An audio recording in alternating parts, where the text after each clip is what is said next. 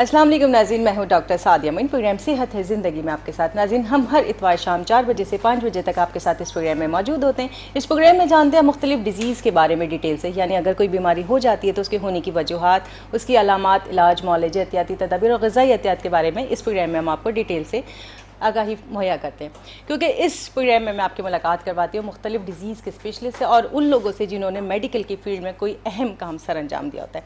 तो आज हम जिस मौजू पे बात कर रहे हैं वो कुदरत का बनाया हुआ एक ऐसा निज़ाम है कि अगर अल्लाह ना करे उसमें किसी किस्म की ख़राबी होती है तो हमारी पूरी सेहत मुतासर हो जाती है। जी हाँ, आज का हमारा जो टॉपिक है वो है निज़ाम यानी डाइजेस्टिव सिस्टम। इस हवाले से हम बात करें और इस टॉपिक पे बात करने के लिए जो मेरे गेस्ट मेरे साथ मौजूद है, मैं आपसे उनका तारुफ कराती चलूँ। मेरे साथ मौजूद हैं गैस्ट्रोएंटरोलॉजिस्ट डॉक्टर वक्कास मंजूर, उनको खुश आमदीद कहते हैं। अस्सलाम वालेकुम डॉक्टर साहब। वालेकुम अस्सलाम। क्या हाल है, खैरियत से? और मेरे जो अगले मेहमान हैं उनको अक्सर आप मेरे प्रोग्राम्स में देखते हैं और मुख्तलिफ डिजीज़ के बारे में बड़ी डिटेल से आगाही फराहम करते हैं अपने लोगों को, ताकि हमारी कोशिश होती है कि थोड़े से टाइम में जितनी ज़्यादा हम डिजीज़ की अवेयरनेस आपको दे सकें, इतनी हमारे लिए खुशी की बात है। तो मेरे अगले जो मेहमान मौजूद हैं consultant physician doctor Munir Sadiq. अस्सलाम वालेकुम डॉक्टर साहब। वालेकुम अस्सलाम। क्या हाल है, खैरियत से? अल्हम्दुलिल्लाह, अल्लाह का शुक्र। नज़ीर में हम बात किया है कि जो परवरदिगार आलम ने हमें ये जिस्म अता किया है इसमें बहुत सारे ऑर्गन्स हैं और हर ऑर्गन का एक निज़ाम है, एक सिस्टम है। हर ऑर्गन अपना एक काम सर अंजाम दे रहा है। डाइजेस्टिव सिस्टम यानी निज़ाम ये हमारे मुंह से लेकर रेक्टम तक का एरिया और उसमें जितने ऑर्गन्स आते हैं और वो कौन कौन से काम सर अंजाम देते हैं और अगर उनके काम यानी ऑर्डर से डिसऑर्डर हो जाते हैं तो हमारा जिस्म किन किन बीमारियों में मुब्तला हो सकता है, हम आज डॉक्टर साहब से बात करेंगे। तो सबसे पहले डॉक्टर मुनीर सादिक, मैं आपसे एक बात पूछना चाहती हूँ कि ये जब मैदा हमारा जो है सबसे इंपॉर्टेंट बात होती है, अमूमन लोग मरीज़ आते हैं कहते हैं डॉक्टर साहब मेरे पेट में दर्द है, तो ये पेट के दर्द की जो कंप्लेन के साथ आपके मरीज़ आते हैं तो आप कैसे उनको ट्रीट करते हैं? देखिए, इस बात का तयन इस बात पे होता है कि जो पेट के कौन सा हिस्से में मरीज़ दर्द की तकलीफ़ का कह रहा है। ठीक है, तो अगर हम पेट को कहते हैं तो पेट के क्वाड्रेंट्स होते हैं, यानी वो हिस्से होते हैं। अगर हम पेट को देखते हैं जहाँ पर मरीज़ कहता है कि मुझे इस हिस्से में दर्द है, तो जो तशख़ीस है वो इसी चीज़ पे डिपेंड करती है, उसका तयन इसी चीज़ पे कि कौन से हिस्से में दर्द है। अगर पसलियों के दरमियान वाला हिस्सा है तो वो मैदा है। अच्छा। तो इसी तरह अगर उल्टे हाथ की तरफ अगर हम जाते हैं तो तिल्ली आ जाती है, अगर सीधे हाथ की तरफ जाते हैं तो जिगर है। और इसके अलावा जो है वो जो है बाकी अज़ा हैं। इसी तरह मैदे के साथ साथ पेनक्रियास या लुबलुबा होता है। तो ये मरीज़ के अलामात पे डिपेंड करता है कि अलामात किस तरह की है, किस शिद्दत की है, कौन सा हिस्सा पेट का मुतासर है। तो उससे फिर आप तयन करते हैं कि कौन सा जो है वो इस पूरे निज़ाम में, जैसे आपने बताया कि मुंह से लेके और रेक्टम तक जो है वो, तो उसमें छोटी आंत भी आता है, मैदा भी आता है, लुबलुबा, तिल्ली, जिगर। तो फिर हम उस लिहाज से फिर तशख़ीस करने की कोशिश करते हैं।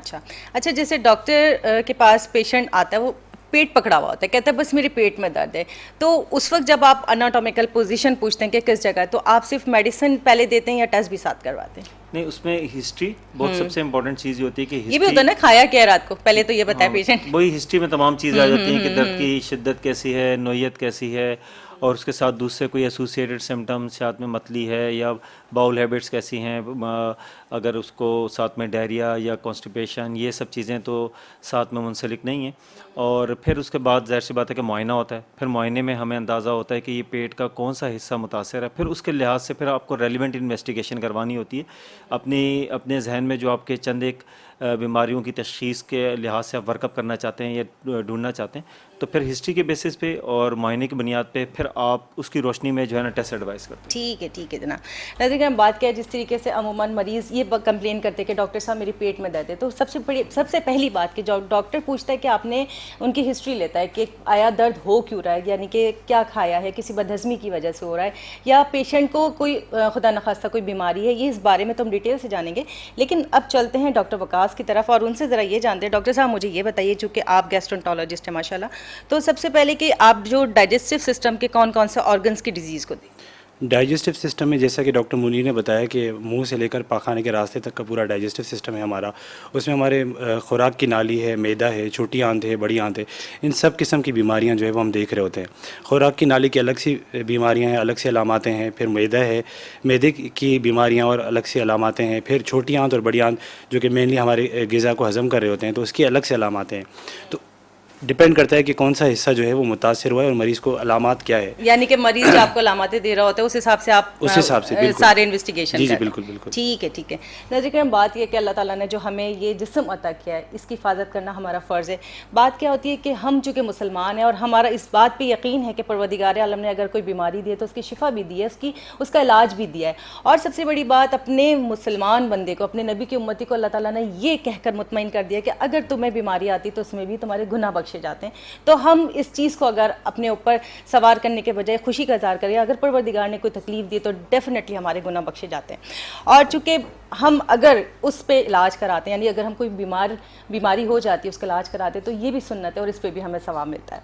डॉक्टर साहब, आप मुझे ये बताइए, डॉक्टर मुनीर सादी, कि आपके पास पेशेंट आ गया, आपने मेडिसिन उसको दे दी, अब कितने दिनों में उसका पेट का दर्द ठीक हो जाना चाहिए? अगर वायरल इन्फेक्शन है या डाइजेस्टिव डिस्टर्बेंस है तो?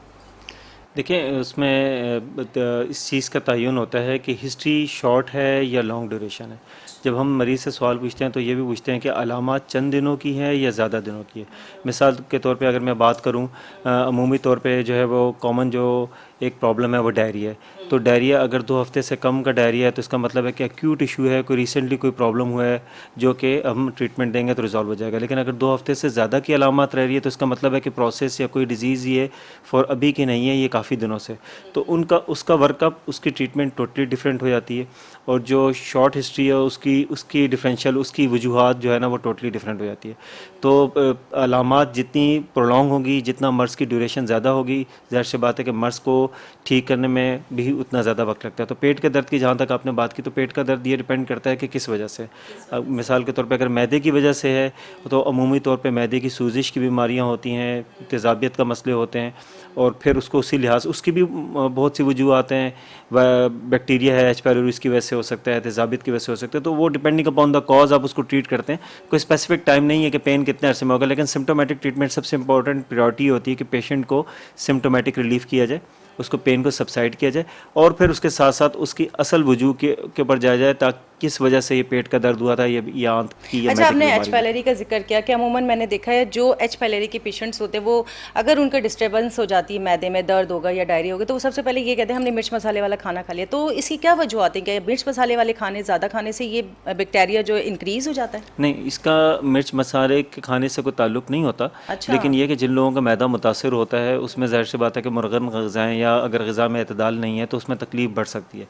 लेकिन बहरहाल मसाला इटसेल्फ खुद जो है ना वो एच पायलोरी की वजह नहीं होता। अच्छा। ये एच पायलोरी एक जरासीम है जो कि मैदे के अंदर सूजिश कर सकता है, ज़ख़म कर सकता है। ऐसे मरीज़ों में फिर थोड़ा सा ग़िज़ाई एहतियात का ख्याल अच्छा, ये क्या मैदे में डेवलप होता है या बाहर से किसी ग़िज़ा या किसी चीज़ के ज़रिए हमारे जिस्म में जाता है? ये मैदे में मौजूद होता है। मतलब मैदे में खुराक के ज़रिए, पानी के ज़रिए, ख़ास तौर पे गंदे पानी के ज़रिए जो है वो पेट के अंदर मौजूद होता है। कई लोगों में मौजूद होता है लेकिन किसी किस्म की अलामत नहीं कर रहा होता, एक्टिव नहीं होता। एक्टिव नहीं होता। और कुछ लोगों में ये जरासीम मौजूद होने के साथ साथ और अलामात भी पैदा करता है, और अगर उनमें ट्रीट ना किया जाए तो ये भी स्टडीज़ हैं कि लंबे अरसे में जाके वो आंत के कैंसर की भी एक वजूहत में से एक वजह है। ओहो। डॉक्टर साहब, आप मुझे ये बताइए कि जिस तरीके से डॉक्टर मुनीर सादिक ने कहा कि बहुत सारे लोग हार्ट बर्न यानी कि सीने की जलन की शिकायत करते हैं, पहले तो ये बताइए कि ये सीने की जलन बेसिकली खुद एक बीमारी है या किसी बीमारी को इंडिकेट करती है? नहीं, ये एक अलामत है जिसको हम इंग्लिश में गैस्ट्रोइसोफेजियल रिफ्लेक्स डिजीज़ बोलते हैं।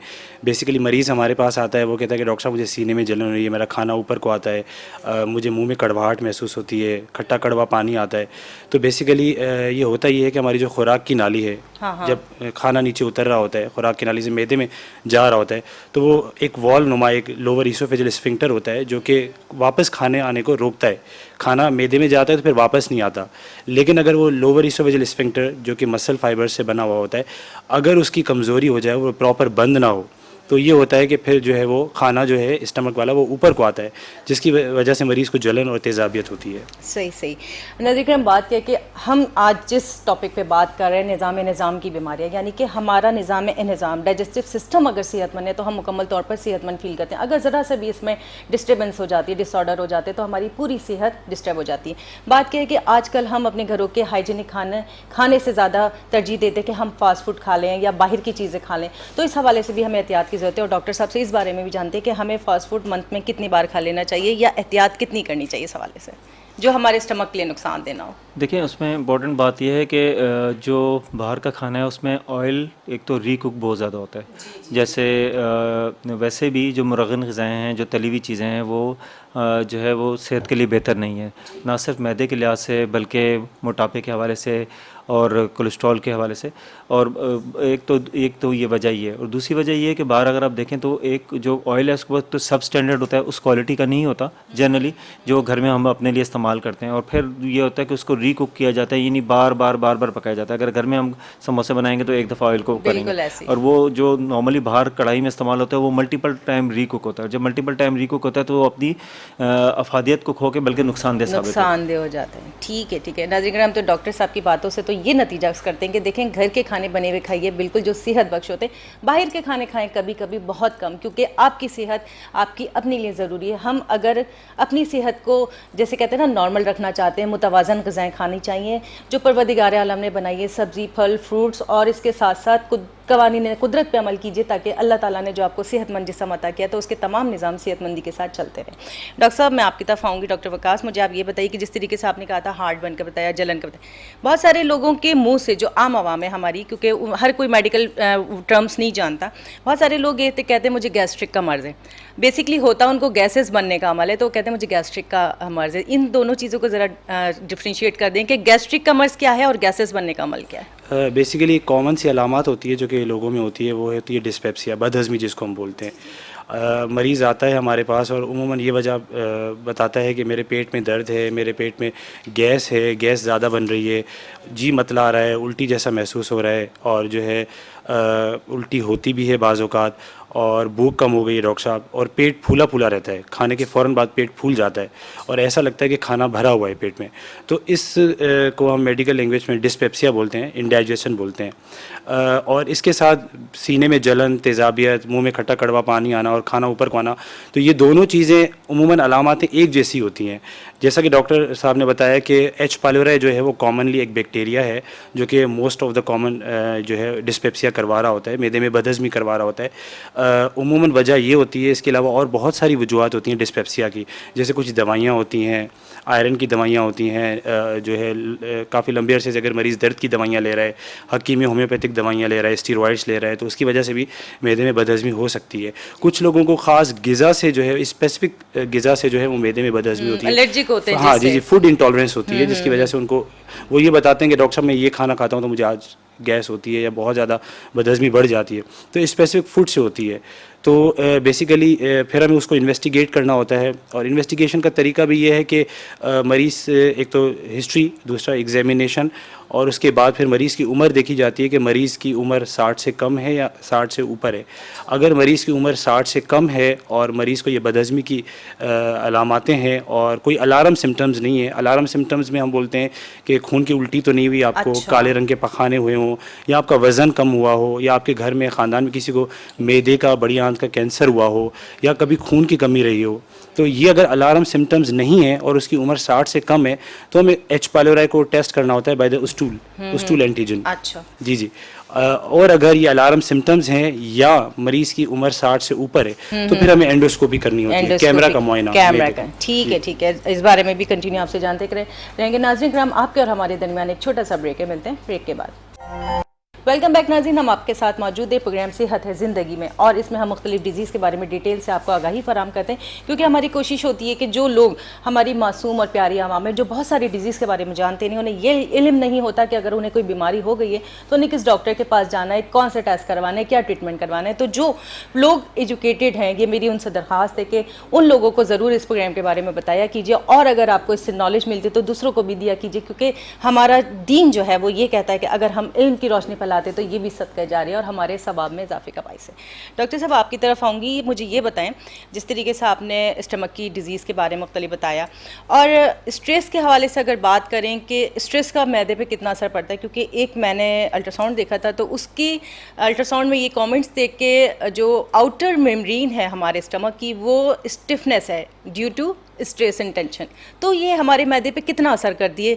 जो हम कहानों से कोई शॉकिंग न्यूज़ सुन लेते हैं या किसी भी वजह से हम परेशान हो, उस हवाले से। नहीं, ये एक शॉकिंग न्यूज़ से इसका ताल्लुक नहीं है, लेकिन जो लोग जिन लोगों में एनजाइटी होती है, कंटिन्यू स्ट्रेस में रहते हैं, कंटिन्यूस स्ट्रेस में रहते हैं, टाइप ए पर्सनैलिटी है, इसके अलावा स्लीपिंग हैबिट डिस्टर्ब है, और जिस तरह से हमारी शहरी ज़िंदगी है जिसके अंदर जो है वो प्रॉपर आपकी स्लीपिंग हैबिट नहीं है, डाइट प्रॉपर टाइमिंग नहीं है, तो और स्ट्रेस लोगों में है, एनजाइटी है, तो उसमें एक अलग जीआई प्रॉब्लम होती है जिसको हम कहते हैं फंक्शनल डिस्पेप्सिया। फंक्शनल डिस्पेप्सिया उन लोगों में ज़्यादा कॉमन है जो स्ट्रेस बहुत ज़्यादा लेते हैं या एंशियस लोग होते हैं।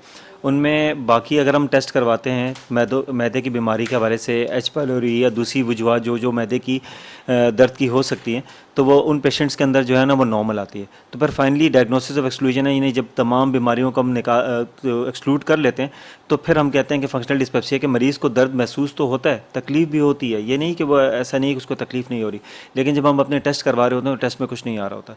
तो ये बहुत कॉमन प्रॉब्लम है जो कि स्ट्रेस, एंजाइटी, डिप्रेशन वाले मरीज़ों में होता है, जिसको हम फंक्शनल डिस्पेप्सिया कहते हैं। तो इसमें लाइफस्टाइल को प्रॉपर करना, ईटिंग हैबिट को अच्छा करना, प्रॉपर अपना स्ट्रेस मैनेजमेंट करनी, ये सब चीज़ें शामिल हैं। इसके साथ साथ नींद भी बड़ी इंपॉर्टेंट नींद है। इंपॉर्टेंट है, और मैदे की दवाइयों के साथ साथ अगर ऐसे पेशेंट में नहीं ठीक हो रहा था तो बाज़ दफ़ा एंटी डिप्रेसेंट देने से भी उनकी अलामात जो है वो बेहतर होती हैं। कंट्रोल हो जाती हैं। ठीक है जनाब, डॉक्टर साहब ने बड़ी डिटेल से बताया कि हमारा जो ये मैदा है इस पे आपका जहनी सुकून भी असर करता है, तो हमें अपने लाइफस्टाइल को नॉर्मल रखना है, खामा का स्ट्रेस नहीं लेना। और सबसे पहले जो मैं बात करती हूँ, क़वानीन कुदरत पे अमल करिए, टाइम पे सोएं, टाइम पे उठें, और अपने खाने पीने की हैबिट्स को नॉर्मल रखिए, और सादा ग़िज़ा खाएँ, फल फ्रूट सब खाएँ, ताकि आपकी सेहत बरकरार है। डॉक्टर साहब, मुझे आप ये बताइए कि आप चूँकि गैस्ट्रोएंटरोलॉजिस्ट हैं, इस मैदे के साथ कौन कौन सी सीवियर अलामात के साथ अमूमन पेशेंट आते हैं कि मैदे में दर्द है, या इसके अलावा और आप लिवर का देखते हैं, स्प्लीन का देखते हैं, छोटी आंत, बड़ी आंत, इस हवाले से थोड़ा सा हमें बताइए। डिस्पेप्सिया, जैसे मैंने अभी बताया कि उमूमन मरीज़ डिस्पेप्सिया के साथ यानी बदहज़मी के अलामात के साथ आता है।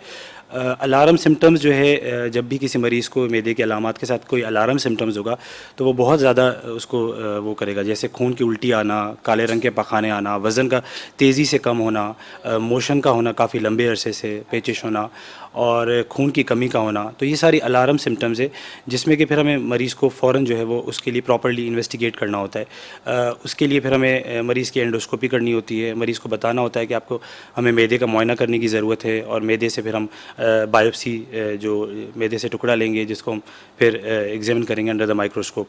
तो ये सारी जब अलामातें होती हैं तो फिर हमें एग्रेसिवली उसको मैनेज करना। अच्छा, आप क्या समझते हैं जिस तरीके से आप मेडिकेशन करते हैं किसी पेशेंट को, कि आपके हिसाब से कि इतने दिन में ये मर्ज ठीक हो जाना चाहिए, और अगर वो नहीं सही होता है फिर आप मजीद क्या इन्वेस्टिगेशन करते हैं? उमूमन अगर पेशेंट डिस्पेप्सिया या गर्ड के साथ आता है यानी बदहज़मी के साथ आता है, तो और अगर उसकी उम्र 60 साल से कम है और कोई अलार्म सिम्टम्स नहीं है। 60 साल उम्र की बात करें, आजकल तो बड़ी यंग एज में ये सारी जी मैं ये कह रहा मसाइल हूँ, हो रहे अगर हैं। उनकी उम्र 60 साल से कम है और यंग पेशेंट है और ये बदहज़मी की इनको मसला है काफ़ी लंबे अरसे से, तो हम दवाइयाँ दे रहे होते हैं ऐसी जो कि उसको बेहतर करें। दवाइयाँ को जो हम उमूमन कोर्स दे रहे होते हैं वो दौरानिया 4 से 6 हफ़्ते दे रहे होते हैं, या 6 से 8 हफ़्ते तक हम देते हैं। 8 हफ़्ते के बाद हम उनका रेस्पॉन्स देखते हैं उन दवाइयों का कि कैसा रेस्पॉन्स रहा है। उस 8 हफ़्ते में मरीज़ की जो कंडीशन है, जो अलामातें हैं वो बेहतर हुई हैं या नहीं हुई। इसके साथ मरीज़ को लाइफ स्टाइल मॉडिफिकेशन का बताया जाता है कि आपको अपनी तर्ज़ ज़िंदगी को तब्दील करना है, और अगर ये तर्ज़ ज़िंदगी उसने तब्दील की और दवाइयाँ 6 से 8 हफ़्ते उसने मुसलसल प्रॉपर तरीके से लीं, उसके बावजूद भी अगर उसका जो है वो मर्ज़ ठीक नहीं हुआ तो फिर हमें एंडोस्कोपी करानी पड़ती। अच्छा, जिस तरीके से आपने कहा कि हम एक लॉन्ग टाइम तक मेडिकेशन करते हैं, और जो लोग ऑलरेडी किसी डायबिटीज़ के, हाइपरटेंशन के मरीज़ हैं या कार्डियक इशूज़ हैं, वो तो कंटिन्यू ही मेडिसिन लेते हैं, इनके लिए किस तरीके से स्टमक को सेव करने की ज़रूरत है, या इनकी जो कंप्लेंट्स होती हैं उनको कैसे ट्रीट किया जा सकता है, क्योंकि इनको तो मेडिसिन खानी है? इस हवाले से बताइए। शुगर के हवाले से मैं बोलूँगा, क्योंकि शुगर के मरीज़ों में जो निज़ाम है वो ये है कि मैदा बहुत कम हरकत करता है एक नॉर्मल बंदे से। अच्छा। काफ़ी देर तक ऐसे मरीज़ों में, शुगर के मरीज़ों में खाना मैदे में रहता है। अच्छा। जिसकी वजह से बदहज़मी बहुत ज़्यादा होती है, मरीज़ को भूख नहीं लगती, पेट बहुत ज़्यादा फूला हुआ रहता है, ऐसा लगेगा कि खाने के बाद पेट काफ़ी फूला हुआ है। तो ऐसे मरीज़ों में हम सबसे ज़्यादा उसको इस चीज़ की तरजीह करते हैं कि आप अपनी शुगर कंट्रोल करें, क्योंकि शुगर कंट्रोल होगी तो मैदे की जो तेज़ाबियत है या मैदे में जो काफ़ी लंबे अरसे से खाना रह रहा है वो बेहतर होगा। तो सबसे पहला काम ऐसे मरीज़ों को हम बोलते हैं कि आप ज़ियाबतीस का अच्छा कंट्रोल करें। उसके बाद फिर उसको ऐसी दवाइयाँ दी जाती हैं जिससे उसका मैदा थोड़ा सा हरकत में आए और जो खाना ज़्यादा देर तक मैदे में रह रहा है वो जल्दी से आगे जाए, जिसको हम अच्छा, ये प्रोकाइनेटिक्स जो बोलते हैं। कंप्लेन करते हैं अमूमन डायबिटिक पेशेंट के भूख नहीं लगती, वो यही वजह है? जी जी बिल्कुल यही वजह है, अच्छा, क्योंकि मैदे में जो खाना रहता है एक नॉर्मल इंसान के वो 4 घंटे तक रहता है, लेकिन शुगर के मरीज़ों में वो खाना काफ़ी देर तक रहता है, क्योंकि ज़ाहिर सी बात है शुगर बढ़ने की वजह से वो मैदा कम हरकत करता है। तो ज़्यादा खाना मैदे में रहने की वजह से मरीज़ को बदहज़मी की ज़्यादा शिकायत होती है। तो ऐसे मरीज़ों को अमूमन शुगर ज़ियाबतीस का अच्छा कंट्रोल करने के साथ ऐसे मरीज़ों को ये बोला जाता है कि आप खाना हिस्सों में खाएं, 6 हिस्सों में खाना खाएं, स्मॉल फ्रीक्वेंट मील्स लें। जैसे 3 टाइम हम खाना खाते हैं, लेकिन ऐसे मरीज़ों को बोला जाता है कि आप थोड़ा थोड़ा करके खाने को खाएं। ठीक है। और जैसे अभी आपने चलो डायबिटीज़ की बात कर दी, और जो हाइपरटेंसिव पेशेंट है, कार्डियक का मरीज़ है, या खुदा न खास्ता कोई डायलिसिस का पेशेंट है जो कंटिन्यू उन्हें मेडिकेशन लेनी है, इनके स्टमक को कैसे हम सेव करेंगे? अब भूख का अगर कोई बात नहीं है तो, ताकि मैदे में दर्द ना हो या फिर इनकी हेल्थ अच्छी रहे, उस हवाले से? नहीं, डिपेंड करता है कि मरीज़ को मैदे की अलामतें हैं या नहीं हैं। अगर मरीज़ को ब्लड प्रेशर, बज़ाहिर ब्लड प्रेशर का कोई डायरेक्ट ताल्लुक नहीं है आपके मैदे से। नहीं, मेडिसिन खाने से तो असर पड़ता है ना, क्योंकि जी। हार्ट के पेशेंट को अमूमन बहुत सारी दवाइयाँ खानी पड़ती हैं, तो इस हवाले से पूछ। हार्ट के मरीज़ अमूमन एस्कार्ट की गोली खा रहे होते हैं, और एस्कार्ट की गोली मैदे में डिस्पेप्सिया, बदहज़मी कर रही होती है और मैदे की झिल्ली को बहुत बुरे तरीके से मुतासर करती है, जिसकी वजह से अल्सर बनने के चांस होते हैं। तो ऐसे मरीज़ों का रिस्क और बेनिफिट देखा जाता है कि आइदर उसका जो हार्ट का इशू है वो प्रॉपर हार्ट का लिए ही ले रहा है या किसी और वजह से ले रहा है। तो दोनों चीज़ों को मद्देनज़र रखते हुए, रिस्क और बेनिफिट को मद्देनज़र रखते हुए फिर हम दवाइयाँ देते हैं। ठीक है, ठीक है। डॉक्टर मुनीर सादिक, मैं आपकी तरफ आऊँगी, पूछूंगी कि अगर कोई मरीज़ आपके पास आता है और कंटिन्यू कॉन्स्टिपेशन की या कंटिन्यू मोशन की शिकायत करता है, तो उस सूरत में आप किस तरीके से जो ना जस्टिफाई करते हैं कि आया वायरल इन्फेक्शन है या कोई सीवियर डिजीज़ है? देखिए, कंटिन्यू अगर किसी को बाउल हैबिट अल्टर्ड है तो वो अक्यूट इशू नहीं है, वो क्रॉनिक इशू है। अगर 2 हफ्ते से ज़्यादा किसी को डायरिया रहता है तो बाय डेफिनेशन वो क्रॉनिक डायरिया, और क्रॉनिक डायरिया इन्फेक्शन से ज़्यादा आंतों की ऐसी बीमारियां होती हैं, ख़ासतौर पे छोटी आंत की, जो कि ग़िज़ाई किल्लत पैदा कर सकती हैं। तो 2 हफ्ते से ज़्यादा कोई भी अगर किसी को डायरिया रह रहा है तो इसका मतलब है कि आपको वर्कअप करने की ज़रूरत है और इन्वेस्टिगेट करने की ज़रूरत है कि ये कहाँ का डायरिया। डायरिया अगर हम डिफ़ाइन करें एनाटॉमिकल पोजीशन के लिहाज से, तो छोटी आंत का एक डायरिया होता है और एक बड़ी आंत का डायरिया होता है। जो छोटी आंत का डायरिया है उसमें मरीज़ को 2 हफ्ते से ज़्यादा का डायरिया रहता है तो ग़िज़ाई किल्लत होना शुरू होती है, क्योंकि छोटी आंत में तमाम जितनी भी आपकी ग़िज़ा है, विटामिन्स हैं, आयरन है, ये सब जो है वो छोटी आंत से जज़्ब होते हैं। तो जब वो लंबे अरसे तक डायरिया रहेगा तो छोटी आंत से ग़िज़ा मरीज़ खा तो रहा होगा लेकिन वो जज़्ब नहीं हो पाएगी। इसकी वजह से खून की कमी हो सकती है, हड्डियों की कमज़ोरी हो सकती है, विटामिन्स की कमी हो सकती है, विटामिन B12 की कमी हो सकती है। तो मल्टीपल इश्यूज़ उसके साथ जो है ना वो एसोसिएटेड हो सकते हैं। जिस तरह आपने विटामिन्स की कमी का बोला, तो क्या हमें कंटिन्यू अपनी डाइट में विटामिन्स इंक्लूड रखने चाहिए खाने के लिए? हाँ, हमारी डाइट में अगर हम हेल्दी खा रहे हैं तो विटामिन्स ऑलरेडी इंक्लूडेड होते हैं, लेकिन प्रॉपर ग़िज़ा ना होने की वजह से दुनिया भर में जो है वो फोर्टिफाइड किया जाता है, यानी ग़िज़ा के अंदर एडिशनल जो है ना विटामिन डाला जाता है। हमारे यहाँ जो घी आता है उसमें भी लिखा होता है कि विटामिन A और D जो है वो एडिशनल एडिड अच्छा, ये सिर्फ लिखा हुआ होता है, सचमुच होता भी है?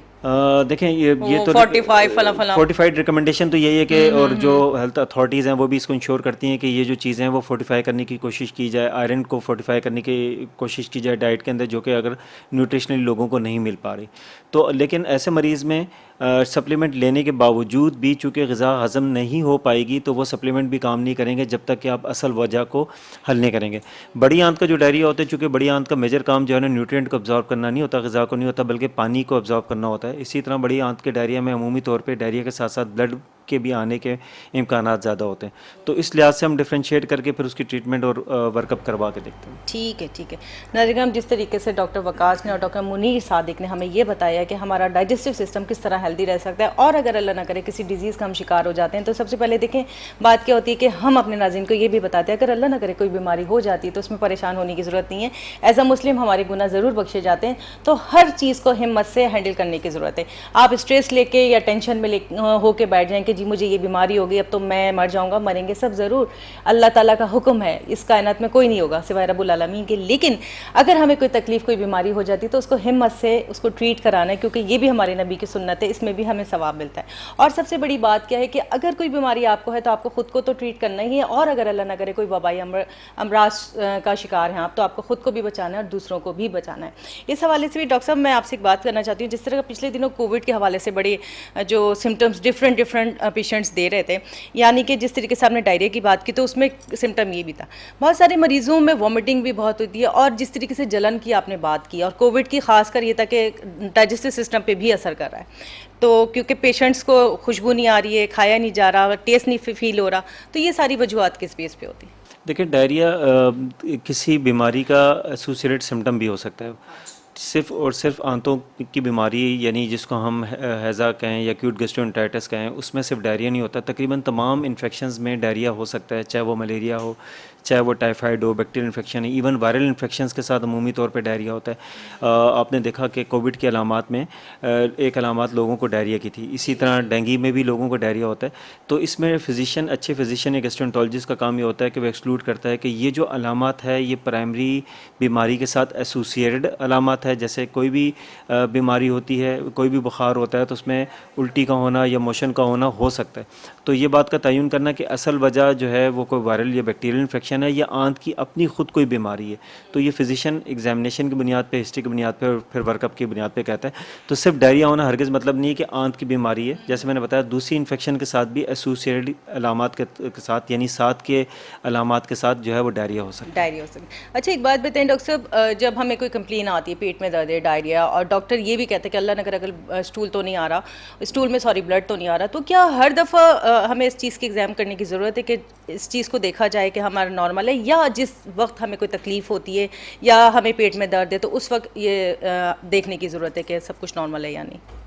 अब ब्लड के हवाले से पूछना जी, चाह रही हैं जी, कि ब्लड जो देखिए, अमूमन ब्लड का, जैसे डॉक्टर वकास ने बताया कि ब्लड का आना जो है ना वो एक अलार्मिंग सिम्टम है, और अगर वो डायरिया के साथ एसोसिएटेड है। इन्फेक्शन भी एक वजह है जिसमें ब्लडी डायरिया एक है, जिस के साथ जो है ना वो ब्लड आ सकता है। लेकिन एज के साथ, और अगर एज ज़्यादा है और अगर प्रोलॉन्ग हिस्ट्री है तो फिर एक्सक्लूड करना लाजिम है, और उसमें एंडोस्कोपी या कोलोनोस्कोपी का, ख़ास तौर पे कोलोनोस्कोपी का, अगर फ्रेश ब्लड आ रहा है, सुर्ख खून आ रहा है, ताज़ा खून आ रहा है, तो इस बात की अलामत है कि वो आंत के निचले हिस्से से खून आ रहा है। आंत के ऊपर के हिस्से से जब खून आता है तो ऊपर वो खून जो है उसकी रंगत तब्दील हो जाती है, वो ब्लैक कलर का हो जाता है, और जब मिड पोर्शन से होता है तो वो मैरूनिश कलर का होता है। लेकिन अगर बिल्कुल फ्रेश ब्लड आ रहे हैं, ड्रॉपलेट्स आ रहे हैं, तो इसका मतलब है कि आंत का, बड़ी आंत का निचला हिस्सा जो है वो इससे मुतासिर हुआ है। तो उसमें फिर एंडोस्कोपी और कोलोनोस्कोपी करवाने की ज़रूरत है। और उसमें मैं एक बात आपके प्रोग्राम के तवज्जुह से कहना चाहूँगा कि हमारे यहाँ लोगों में बहुत इबाहम है एंडोस्कोपी के हवाले से।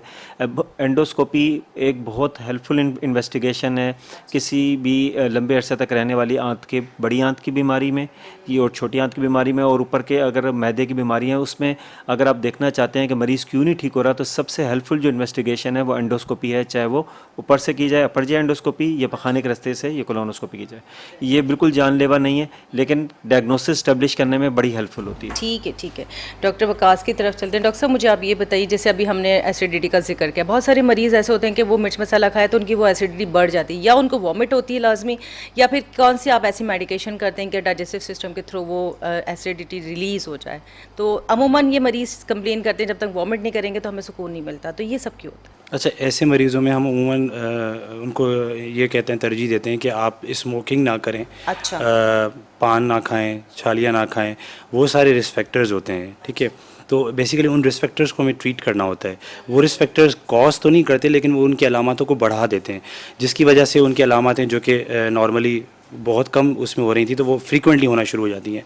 तो एक तो लाइफस्टाइल मॉडिफिकेशन का हम उन मरीज़ों को बताते हैं कि आप ऐसी एडिक्शन ना लें जैसे पान, छालिया, गुटखा, इससे रोकने के लिए बताते हैं। दूसरा ये कि हम कैफिनेटेड बेवरेजेस को अवॉइड करने का बोलते हैं कि आप चाय जो है वो ज़्यादा ना लें।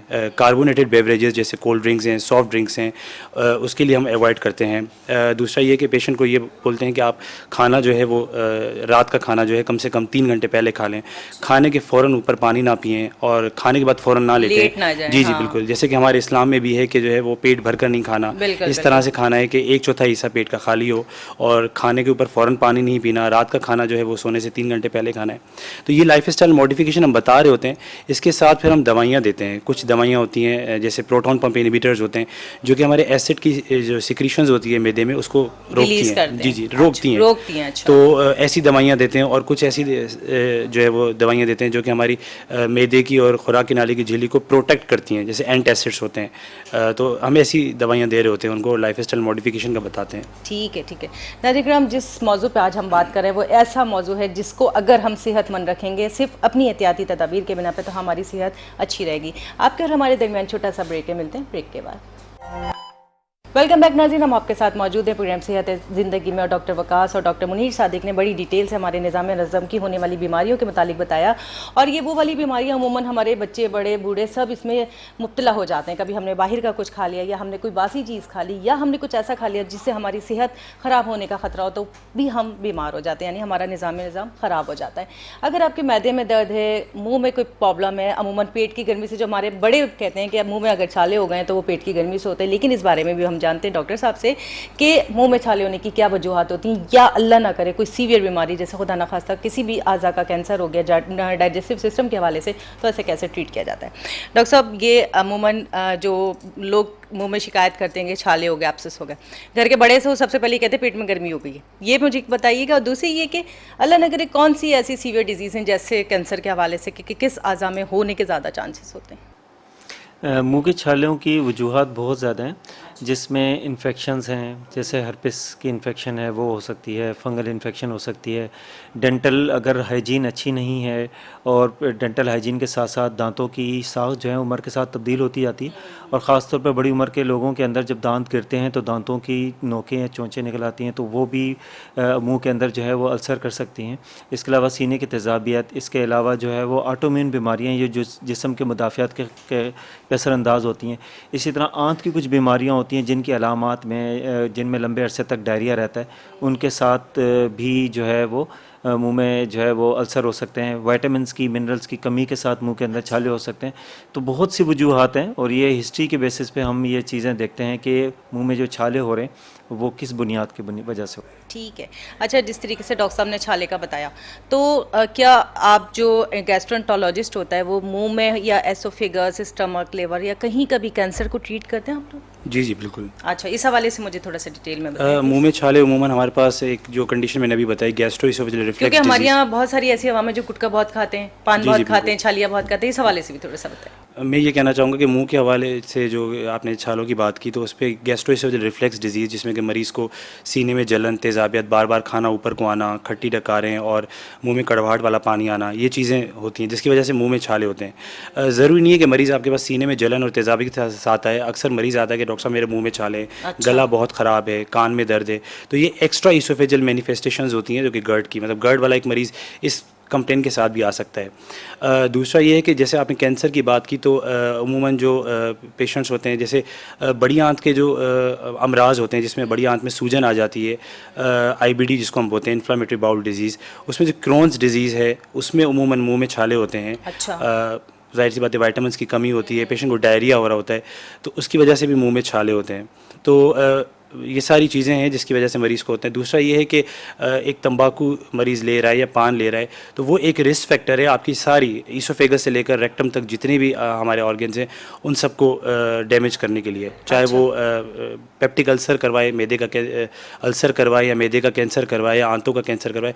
तो स्मोकिंग एक कॉमन रिस्क फैक्टर है जो कि ये सारी चीज़ें कर रहा होता है। ठीक है। अच्छा डॉक्टर साहब, बात सर लोगों में जब जिस तरह हम बताते हैं कि अमूमन कोई पेशेंट्स होते हैं जी फला जगह का कैंसर हो गया है, लिवर का, स्टमक का, फन, तो जो सेल्स की डिवीजन हो रही होती है वो सिर्फ उसी जगह की होती है, या इस हवाले से थोड़ा सा क्लेरिफाई कीजिएगा कि डिवीजन कहीं पे भी हुई सेल्स की, कि कुदरती अमल के तहत डिवीजन होती है, रुक जाती है, और आपको पता है कैंसरस जो सेल्स होते हैं वो टूटते हैं तो टूटते ही चले जाते हैं। तो ड्यूरिंग द सर्कुलेशन ब्लड वो कहीं पे भी आके रुक के अपनी नई ग्रोथ शुरू कर देते हैं, या जिस जगह का कैंसर होता है बस वहीं के वो सेल्स होते हैं? ये थोड़ा सा मुझे कैंसर की स्टेजेस होती हैं। अच्छा। कैंसर जिस औज़ा का होगा सबसे पहले तो वो मल्टीप्लाई होगा, ठीक है। उसके बाद फिर उसकी स्टेजेस होती हैं, उसमें ये होता है कि फिर वो कैंसर कहीं और जाके दूसरे ऑर्गन को भी डैमेज कर सकता है। वो उसके जो सेल्स हैं वो थ्रू द ब्लड स्ट्रीम जो है वो दूसरी औज़ा में जा सकते हैं, जिसको हम कहते हैं मेटास्टेटिक डिजीज़, कि वो एक जगह से दूसरी जगह जाके पहुंच गई है। अच्छा। अगर इस तरह से कोई भी कैंसर हो जो कि दूसरी जगह जाके हो गया है, तो उसमें फिर हमें पैलिएटिव ट्रीटमेंट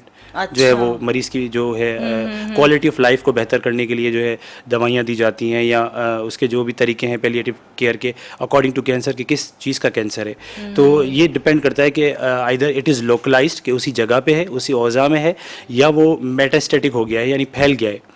तो फैले हुए कैंसर का इलाज फिर डिफरेंट होता है, पैलिएटिव केयर होती है।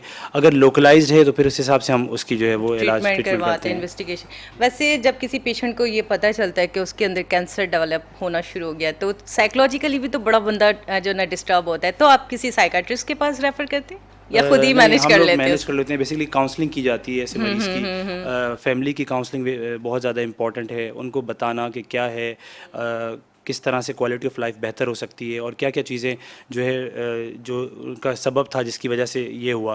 तो मेरे ख्याल में काउंसलिंग इज़ मोर इम्पॉर्टेंट, और उसमें गैस्ट्रोएंटरोलॉजिस्ट का भी रोल है, साइकेट्रिस्ट का भी रोल है, और सर्जन का भी रोल है, और फैमिली का सबसे बड़ा रोल है। बिल्कुल। ठीक है, ठीक है। डॉक्टर साहब, मुझे आप ये बताइए कि कौन से मौसम जो होते हैं ना, सीज़न में मरीज़ ज़्यादा आते हैं पेट के अमराज के, बारिशों वाले, या फिर जैसे आजकल वो जो सैलाब की पोजीशन ख़त्म हुई है अल्हम्दुलिल्लाह, सर्दी का मौसम है, गर्मी का मौसम है, लू वाला मौसम, किस में ज़्यादा मरीज़ आते हैं? ज़्यादातर आंतों की बीमारियां जो इन्फेक्टिव हैं वो जो है वो गर्मी के सीज़न में ज़्यादा होती हैं। इसमें डायरिया, एक्यूट हेपेटाइटिस, कॉलरा, ये जितनी भी वाटर बोर्न डिजीज़ हैं, पानी से पैदा के ज़रिए जो है वो जो जरासीम जाते हैं, तो सबसे ज़्यादा वो गर्मियों में आते हैं। इसके अलावा सर्दियों में भी हो सकते हैं। सर्दियों में वायरसेस जैसे रोटा वायरस है वो सर्दियों में ज़्यादा होता है, और बच्चों में डायरिया रोटा वायरस की वजह से होता है। तो वायरल जो इलनेसेस हैं वो सर्दियों में ज़्यादा होते हैं, और गर्मियों में अमूमी तौर पे बैक्टीरियल इन्फेक्शंस हैं, जिसमें एक्यूट हेपेटाइटिस गंदे पानी की वजह से। हमारे यहाँ सबसे ज़्यादा जो आंतों की बीमारियाँ हैं वो गंदे पानी की वजह से हैं, जिसमें टाइफाइड भी एक वजह है, जिसमें एक्यूट हेपेटाइटिस, हेपेटाइटिस ए और ई जो है एक वजह है, और हैज़ा है, और जितने भी डायरिया की वजूहात हैं। तो गर्मियों में सबसे ज़्यादा होने के चांस है, एक वजह तो ये होती है, और दूसरा गर्मियों में वाटर कंजप्शन जो है ना वो ज़्यादा हो जाती है, सर्दियों के मुकाबले में वाटर कंजप्शन हो जाती है। और आप ने देखा होगा कि लोग जो है वो जगह जगह से पानी पी रहे होते हैं, ठेलों से पी रहे होते हैं, और जो सफाई के हालात हैं तो उसमें साफ़ पानी ना होने की वजह से आंतों की बीमारियाँ ज़्यादा। अच्छा डॉक्टर साहब, जैसे एक ही बर्तन से, जैसे एक ग्लास है, बहुत सारे लोग पी रहे होते हैं। अमूमन हमने देखा सड़कों के किनारे वाटर कूलर रखे हुए हैं, ग्लास एक बाकायदा बांध के रखा हुआ था कि ले ना जाए, तो उससे कौन सी हमारी डिजीज़ जो है ऐसी हैं जो ट्रांसमिट होने का ख़तरा होता है थ्रू द माउथ, जो एक ही बर्तन से बहुत सारे लोग? देखिए उसमें ज़्यादातर जो है ना हर्पिस के चांसेस ज़्यादा होते हैं, जो हर्पिस अल्सर होते हैं, हर्पिस होने के चांसेस हो सकते हैं, थ्रोट इन्फेक्शंस के होने के, लेकिन अदरवाइज़ यह इन्फेक्शन ट्रांसमिट नहीं होती।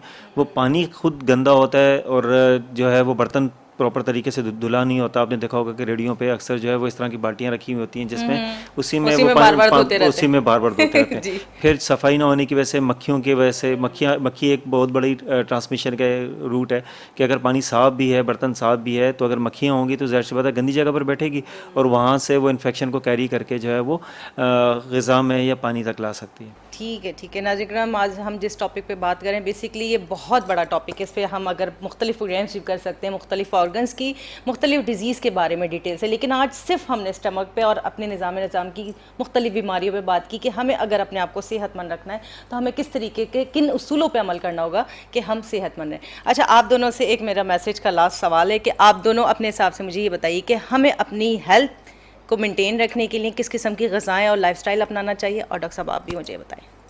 देखें, लाइफस्टाइल में सभी चीज़ें शामिल हैं, ग़िज़ा भी शामिल है, सुकून भी है, नींद भी है, और इसके साथ साथ एक चीज़ जो हमारे यहाँ जो है एक वबा की तरह फैल रही है, जो आपने पॉइंट आउट भी किया, वो है गुटखा, पान, छालिया। और ये हेड एंड नेक कैंसर का भी कुछ दिनों इसी महीने में कैंसर का आलमी दिन भी था, और पाकिस्तान में हेड एंड नेक कैंसर यानी मुंह के कैंसर, और इसके साथ साथ मुंह के साथ साथ नेक के जो कैंसर है वो पूरी दुनिया के मुकाबले में सबसे ज़्यादा तेज़ी से फैल रहे हैं। और ये वो कैंसर है जिसको हम रोक सकते हैं गुटखे पे पाबंदी से, तो एक तो ये है कि बाकी लाइफस्टाइल तो हमें मॉडिफाई करने की ज़रूरत है, हमें तो जनरली हर चीज़ को मॉडिफाई, जिसमें हमारी लैक ऑफ एक्सरसाइज है, प्रॉपर स्लीप का ना होना है, इसके अलावा मुरगन ग़िज़ाओं का इस्तेमाल है, घी का बहुत ज़्यादा इस्तेमाल है, चाय का बहुत ज़्यादा इस्तेमाल है, जंक फूड्स का इस्तेमाल है, पानी का साफ़ ना होना है, ये तमाम वो असबाब हैं। इसी तरह ये एक्स्ट्रा चीज़ें हैं जिसमें नस्वार, छालिया, गुटखा, तो ये सब चीज़ें हमारे मैदे को जो है वो बर्डन कर रही हैं, और ना सिर्फ मैदे बल्कि और भी बीमारियों की वजूहत हैं। बिल्कुल यही मेरा मैसेज होगा कि लाइफ स्टाइल मॉडिफिकेशन का जो रोल है वो हर बीमारी में बहुत ज़्यादा है। अगर वज़न बढ़ा हुआ है तो उसको कम किया जाए, एक्सरसाइज की जाए, और ऐसी ग़िज़ाएँ ना ली जाएँ जो कि मोटापा करें, जैसे मुर्गन ग़िज़ाएँ हैं, बहुत तली हुई चीज़ें हैं, डीप फ्राई चीज़ें हैं, और कैफ़ीनेटेड बेवरेजेस और कार्बोनेटेड बेवरेजेस जैसे चाय, coffee, cold drinks, soft drinks, इन चीज़ों को जो है वो अवॉइड किया जाए, और खाना खाने इस तरह से खाना खाया जाए कि मैदा जो है वो पूरा भरा हुआ ना हो, और खाने के फ़ौरन ऊपर पानी ना पिया जाए, फ़ौरन लेटा ना अपने जाए। दीन की जी, बातों जी, पे अमल बिल्कुल, किया जाए जो बिल्कुल। हमारी सेहत सही रह सकती है। हो गया आपका मैसेज जनाब, ठीक है जी। नाज़रीन, आज इस टॉपिक पे हमने बात की, बहुत अहम टॉपिक था, और इस पे अगर हम अपनी सेहत को सही रखना चाहते हैं तो हमारे लिए ज़रूरी है कि जो बातें डॉक्टर साहब ने बताई हैं, डॉक्टर मुनीर सादिक ने और डॉक्टर वकास ने, उन पर अमल करें। और हकीकत क्या है, देखें, हमें ग़िज़ा इतनी खानी चाहिए जो हमारी सेहत और ज़िंदगी के लिए ज़रूरी है।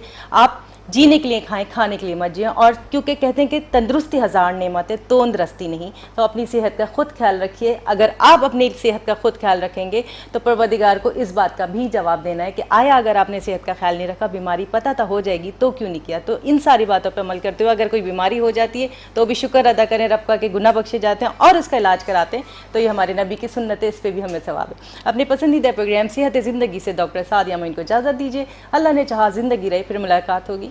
अल्लाह हाफ़िज़।